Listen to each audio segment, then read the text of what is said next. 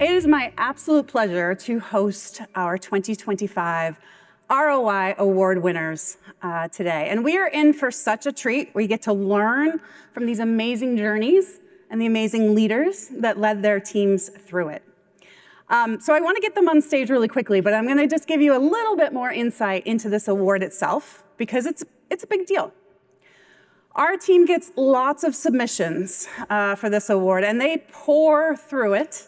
Big shout out to Matt Selheimer, who led the charge this year. We're looking for things that are challenging the status quo, where we're seeing a high degree of customer obsession that's driving business results. And there's three really specific things that we're looking for. You've heard the word alignment over and over and over at this event for the past two days. 3 days almost. Very important. So we're not looking for stories that are just about one function. We want to see that alignment of metrics and working across the aisles and functions within an organization, which leads us to the second one of integration, which is in the title of the award. So let's face it, most organizations, we're operating still in individual functions, but we're looking for those organizations who have created sort of a one-team atmosphere in driving those results. And then finally, there has to be measurable results, because we can have all the alignment, all the integration we want, but if it's not driving business results, it really doesn't matter. And our three winners this year have all three of those things in spades. So big congratulations to SAS, Wolters Kluwer, and XPO. And please join me in welcoming to the stage Anna Harper, Senior Director, Global Campaign Center at SAS, Sarah Larson, VP Marketing and Communications, Clinical Effectiveness at Wolters Kluwer, and Anthony Harris, the SVP of Sales at XPO.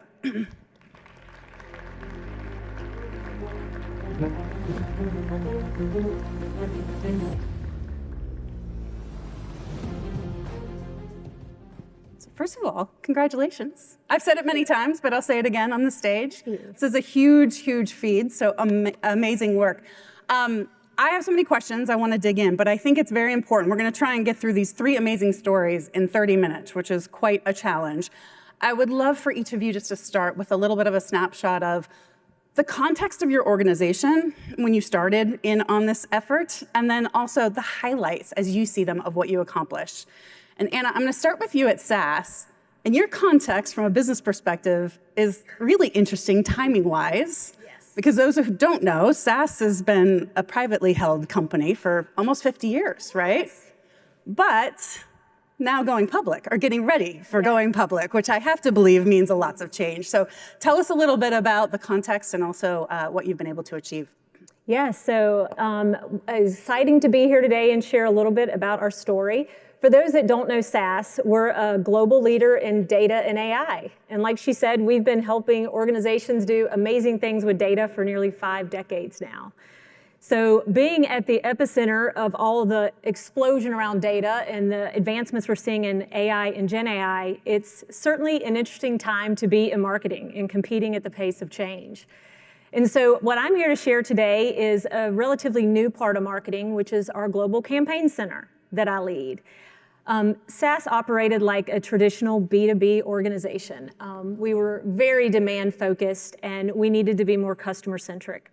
So we needed to put focus on customer engagement and move towards a global strategy that was aligned to our company's priorities. And so as we've heard a lot here this week, there is a much larger and more complex buyer group that we need to think about. And it's not only those targeted buyers, but also those hidden buyers that are so influential in an opportunity. So cornerstone to that evolution for us was this customer journey model that we've developed to really advise on the moments that matter across that full buyer journey.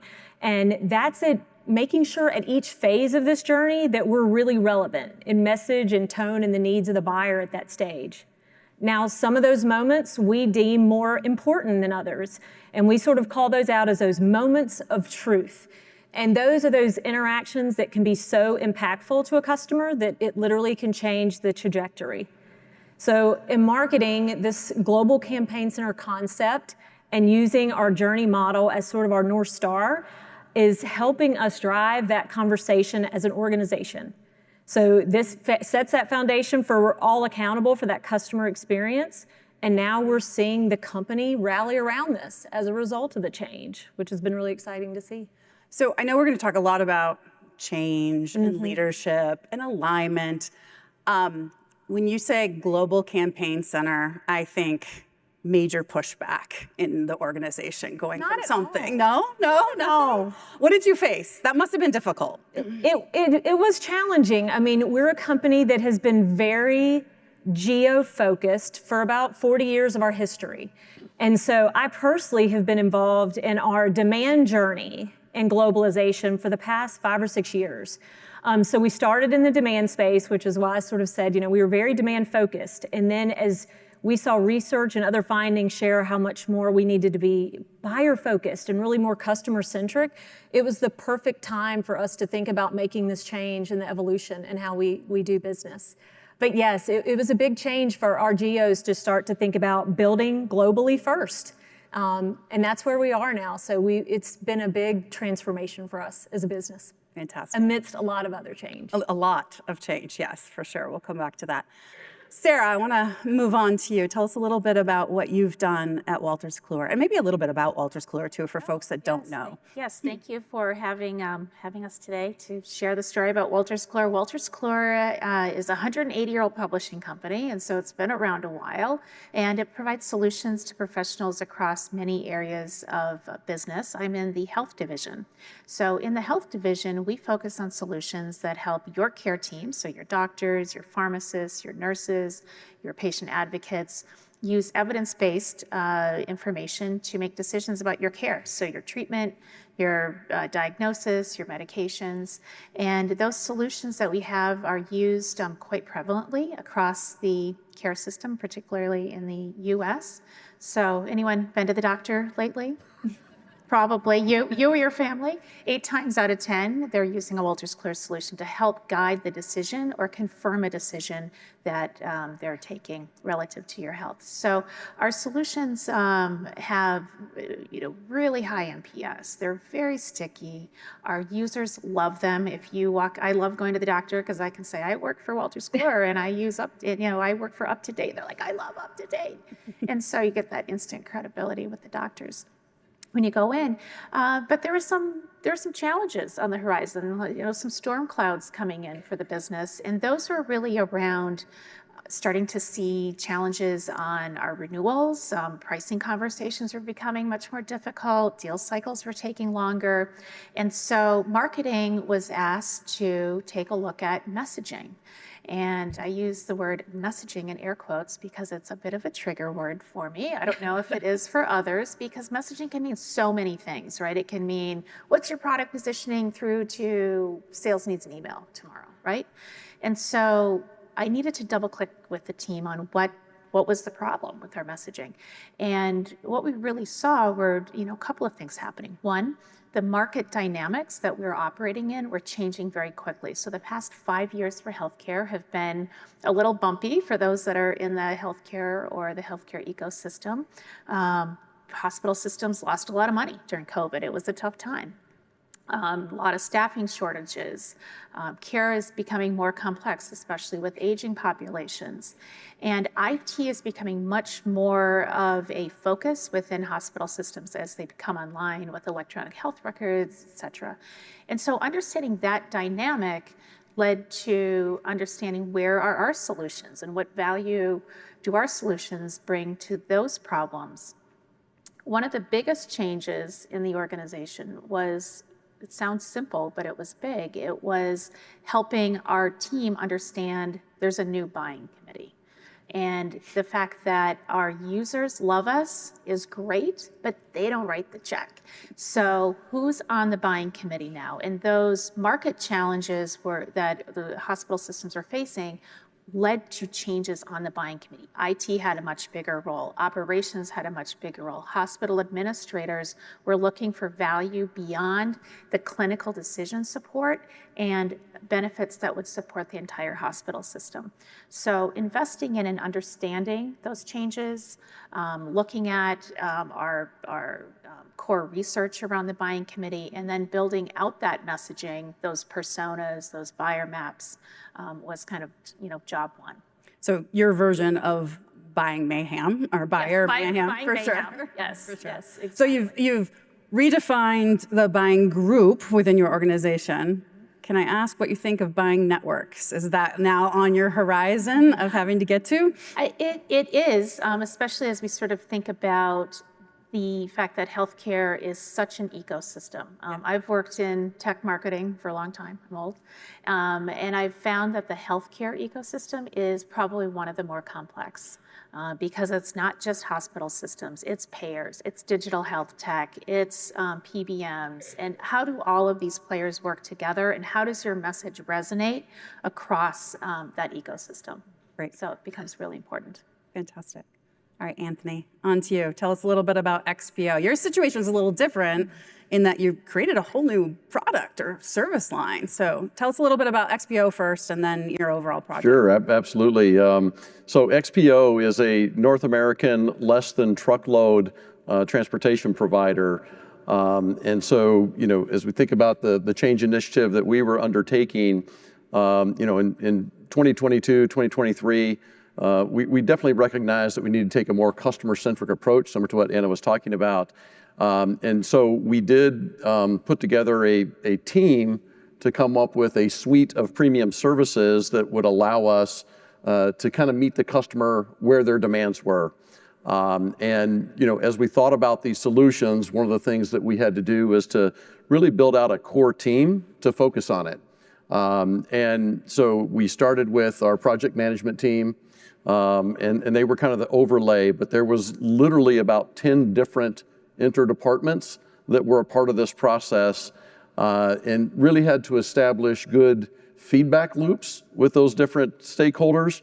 As we undertook that change, surprisingly enough, it wasn't just going to impact customers, it impacted pricing, it impacted sales operations, marketing, HR, just a slew of different things. So making sure that we had a good, robust process internally to gather feedback and the concerns of each of those stakeholders helped us really deliver on a good suite of capabilities to the customers. We actually layered in an entire sales team to support the premium services that really help with the launch and the success of those premium services. And then we had a heavy influence on the digital marketing side. So we leveraged a Project Velocity, which was helping us, again, build a marketing engine that would put these premium services in front of customers, help with lead generation, demand, what have you, and really help with adoption both internally and externally. I love that this is a new product or suite of services. You're the head of sales representing this. Where did the idea come from? Were you spearheading it? Was somebody in product? Oh, I'd love to take all the credit. But no, so, as you interact with customers and as their needs change and really the demands that are placed on them from their customers change, as a service provider, you either react to those needs or you fall behind in the marketplace. And so, our response to that was, how do we make sure that we're providing solutions that are helping them solve customer needs? And when you can do that successfully, customers will buy, right? And so it was literally just making sure that we had good, feedback loops from customers and understanding where maybe we had some misses in current state, and then how would we go build out a future state solution that they would gravitate towards. That makes sense. Curious, Sarah or Anna, if you have anything on that. I'm always, when folks jump into a big transformation, big efforts, it takes a little bit of political capital, guts, courage to kind of lead the charge and say, we need to go do this for our customers or for whatever the thing is. How How did you go about doing that? I suspect there's many people sitting in the audience like, yeah, I want to go do something big like that, but how do we even get started? How do I muster the courage to do that? Sarah, you were relatively new to the organization, right? I was. I would say find the idea that will resonate with the most people about the change that you're trying to make. So for me, what that looked like was, you saw that little wheel on the previous slide, it was the buying committee analysis. And there's no magical button in Salesforce where you can say buying committee analysis. It was a pretty deep piece of work to look at who are our salespeople talking to, what do our contacts look like, who's signing the deals, who are in the meetings. And so it was a lot of work to really get that analysis put together. And I would go from, after we had it, I would go from meeting to meeting to meeting with that little, circle and explain that the buying committee has changed. We can't just talk about product. We have to talk about value relative to these people. And I got a lot of resistance. I work with some of the smartest people in the world. I mean, these are, physicians, doctors, PhDs. And so, here I am telling them what to do.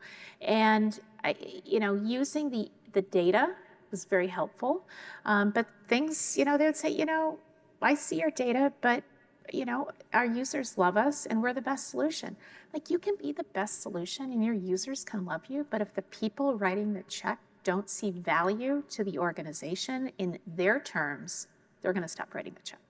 And so that took a while to get built into the organization, that thinking. But it's, getting the one piece of information or one idea sort of bought in, and then all of the other changes can start to flow. So for you, it was data about your customer and getting people on board with that, or at least understanding it as a starting point. Anna, how about you? How did you get started?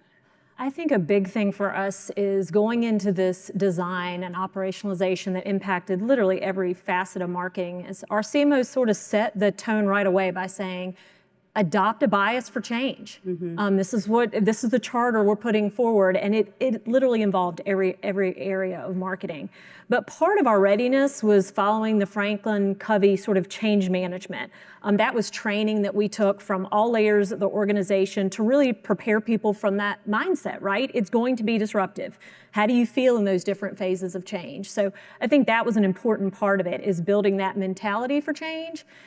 And then we implemented a change specialist cohort within marketing. So there were different individuals sort of tapped on the shoulder throughout marketing that we said, we want you to consistently convey that change management mindset and thinking and methodology. So they were sort of embedded in the different work streams we had during the planning phase and even post-implementation. And I don't think I can express the importance of having those change agents in the organization when you have a change of this size or scale, because one, they're going to be your advocates on their peers, but also the stakeholders. And then they continue to act as your eyes and ears. So as a leadership team, you really understand what that sentiment is really like in the organization. So that was really important part of our change. How did you shift then based on that? Like the sentiment coming back, did you kind of shift gears or change your plan as you were going based on that? We did, and I would say most times it came down to communication. And what I found to be a year of over communication, consistently going back to our why, reiterating the vision and why we're making these changes. Because as you alluded to, as a company is going through any IPO readiness, there's already a ton of change happening around us. And so it was really hard to drive a new change within marketing while marketers were being impacted across the business with other changes.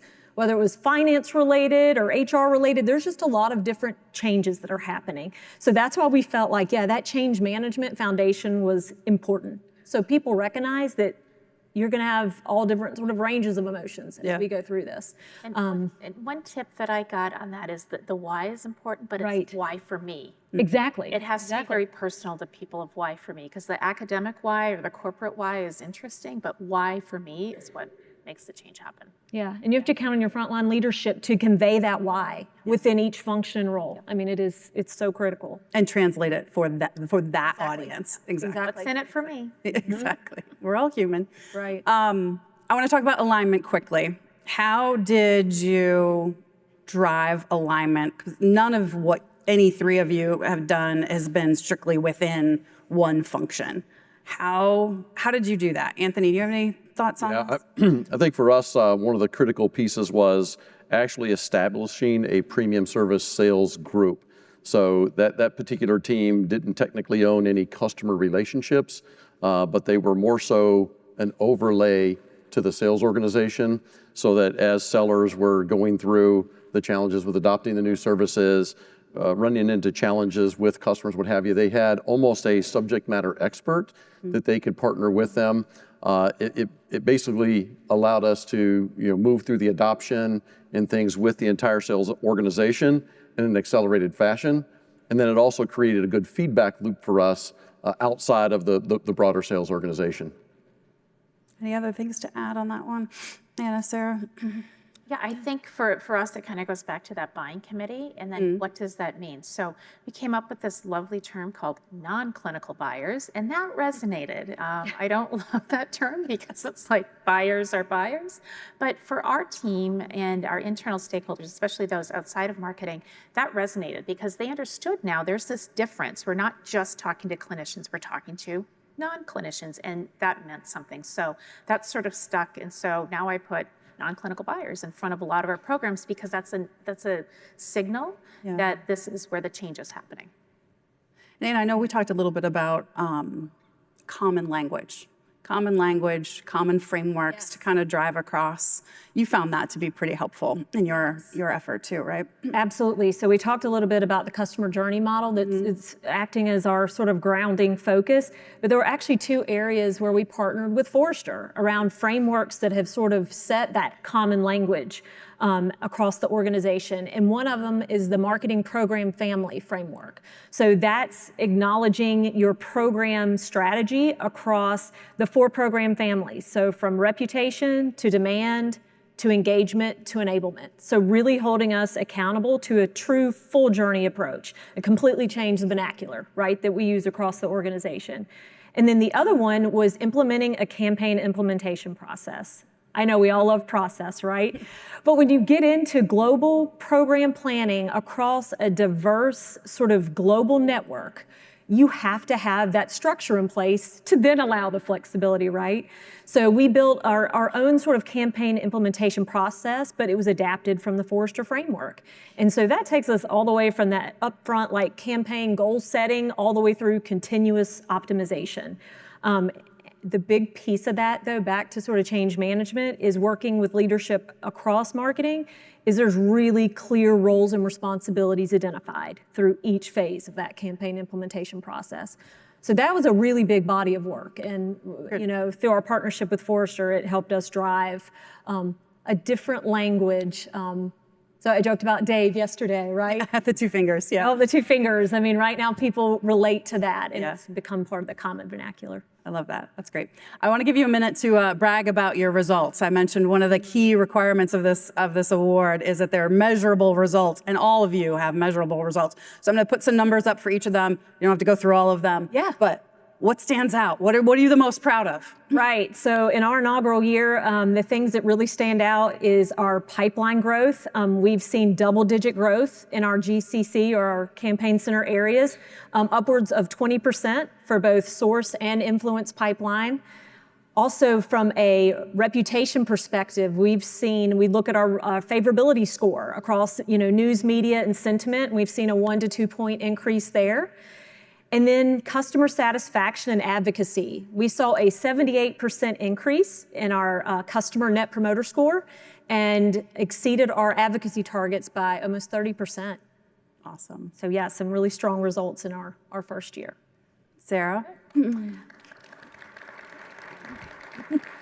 Yes, so some of our results as we built that foundation around audience and new personas in the buying committee, we put in place a new campaign model, and we also had to work with sales to get sales to start to message differently as well. And so our results are, really a mix of looking at how engaged our accounts and specific contacts within our new campaign model, and we've seen some really nice engagement. We measure monthly our reach for those non-clinical buyers and how many of them are we reaching and engaging. And we've seen some, really nice lift coming out of media through much more focused digital media targeting And finally, the adoption from sales. That was a big number for us to make sure that as marketing was sort of leading this change, that sales was coming on board as well, because we can't just put that message in market and hope that the sales conversation is going to magically change. There was a lot of work to enable sales and to measure the adoption of these new approaches within the sales teams. I don't know who those 5% are that aren't using your tool. Right. I have the list. Fantastic. Anthony, how about you at XPO? Yeah, so I mean, I think when you look at the increase in revenue or our increase in shipment count growth, those kind of speak for themselves. Like obviously, as you roll out new service offerings, you hope that that's what happens as a result of that. I think that probably when I look at some of the stats that are on the presentation here, the number of qualified opportunities that this has generated, right? So 4,000, exiting 24, and then 3,000 new customers. So knowing that we built good solutions and that it's being adopted in the marketplace is fantastic.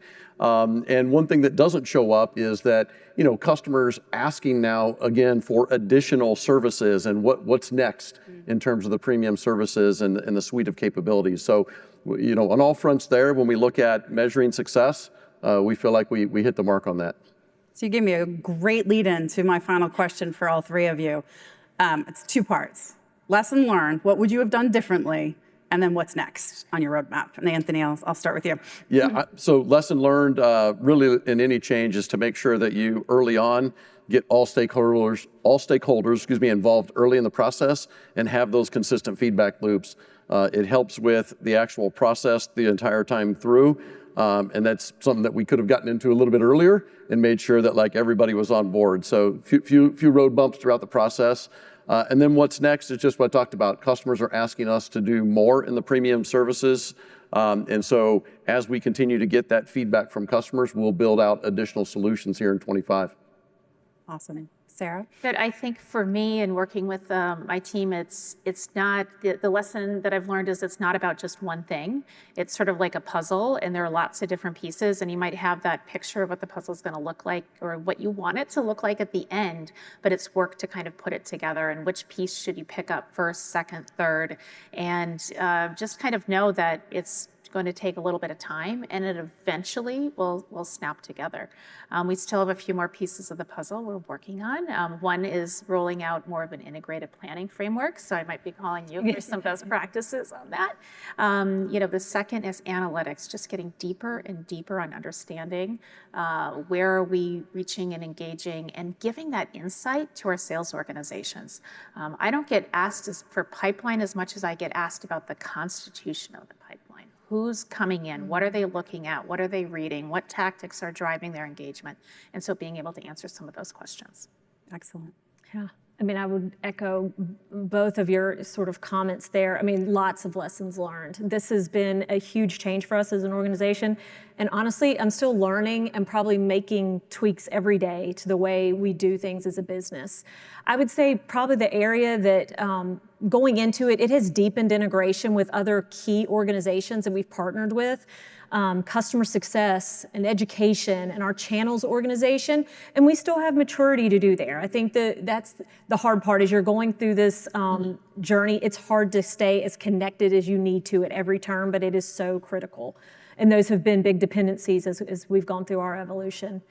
As far as, sort of what's ahead, these things are top of mind for me right now. We just went through kickoff as an organization, and sort of these really tactical things I'm focused on is really building these always-on brand and reputation moments within that customer journey, which is particularly important as we're trying to capture that out-of-market buyer. We're also really focused on the post-sale content strategy and our technology capabilities there so that we can be really hyper-personalized in the experience with the buyer group. And then lastly is back to sort of the indirect channel is really rethinking, the strategies and channels because indirect motion is newer for SaaS. So that's another evolution within this campaign center. So those are the things that are really on my radar for 25. Will be exciting to watch all three of you. Congratulations again on your awards. I've got some hardware here for you. Woo! That's what we came for. Nope, that's not yours. Got it. Thank you. Oh, thank you. There you go. Thank you much. Thank you so much. Appreciate it.